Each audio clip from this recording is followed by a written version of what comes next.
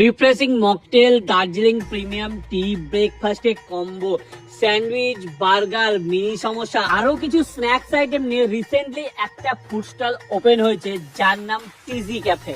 এই ক্যাফেতে সকালের ব্রেকফাস্টে 50 টাকায় পেয়ে যাবেন ব্রেড টোস্ট, ডিম সিদ্ধ, কলা ও তার সাথে মশলা টি বা মিল্ক টি বা দার্জিলিং টি, তিনটের মধ্যে যে কোনো একটা এই কম্বোতে অ্যাভেলেবেল পাবেন। 6 ধরনের মকটেল অ্যাভেলেবেল আছে। সেখান থেকে অর্ডার করেছিলাম ভার্জিন মহিটো, অরেঞ্জ মহিটো ও ব্লু লেগেন, আর প্রত্যেকটার দাম পড়েছিল 100 টাকা করে। একদম পরিষ্কার পরিচ্ছন্ন কিচেন, আর এখানকার কুক মাথায় টুপি ও হাতে গ্লাভস পরে সমস্ত রান্নার কাজ করছিল।